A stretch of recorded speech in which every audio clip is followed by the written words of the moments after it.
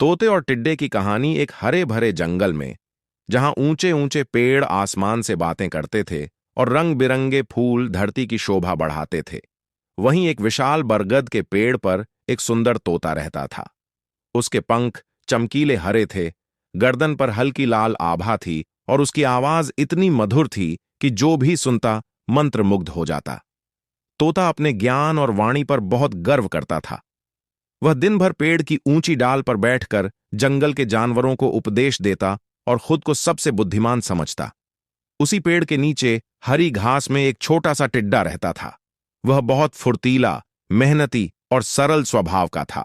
दिन भर वह इधर उधर उछलता, अनाज के दाने इकट्ठा करता और समय मिलने पर मधुर स्वर में गुनगुनाता। टिड्डा ज्यादा बोलता नहीं था, लेकिन अपने काम में पूरा मन लगाता था। एक दिन तोते ने नीचे उछलते टिड्डे को देखा और हंसते हुए बोला, अरे छोटे टिड्डे, इतनी मेहनत क्यों करता है? जीवन तो आनंद के लिए है। देखो मुझे, बिना ज्यादा भाग दौड़ के कितना सुखी हूं। टिड्डे ने विनम्रता से उत्तर दिया, तोता भाई, हर किसी का जीवन अलग होता है। मैं आज मेहनत करता हूं ताकि कल कठिन समय में परेशानी ना हो। तोता यह सुनकर जोर से हंसा और बोला, कठिन समय? जंगल में हमेशा भोजन मिलता है। तुम बेकार की चिंता करते हो। समय बीतता गया। गर्मियों के बाद वर्षा ऋतु आई और जंगल हरियाली से भर गया। तोता अपनी मधुर आवाज में गीत गाता और सभी का मनोरंजन करता। जानवर उसकी प्रशंसा करते, जिससे उसका अहंकार और बढ़ जाता।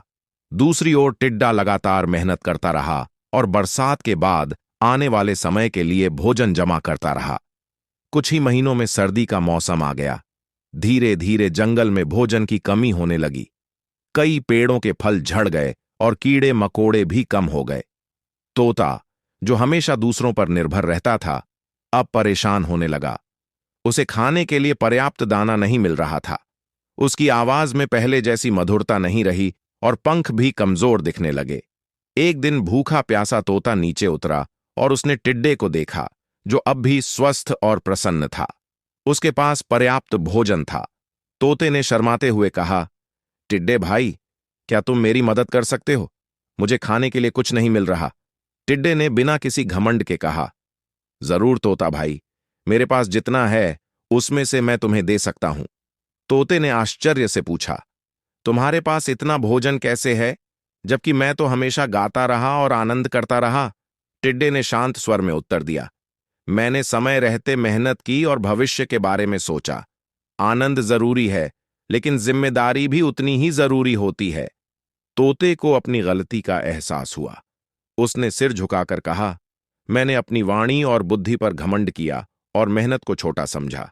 आज समझ आया कि केवल बोलने से जीवन नहीं चलता, बल्कि सही समय पर सही कर्म करना जरूरी होता है।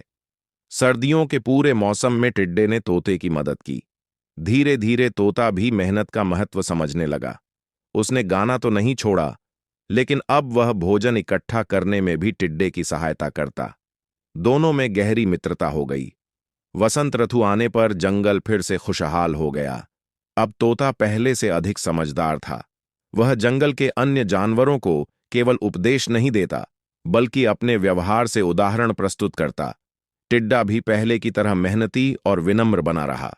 एक दिन जंगल की सभा में तोते ने सबके सामने कहा, मित्रों, मैंने टिड्डे से एक बड़ी सीख ली है।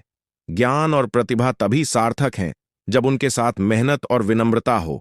जो समय की कीमत समझता है, वही सच्चा बुद्धिमान होता है।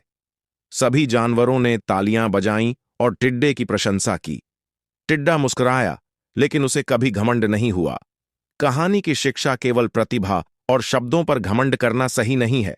समय पर मेहनत, दूरदर्शिता और विनम्रता ही सच्ची सफलता की कुंजी है।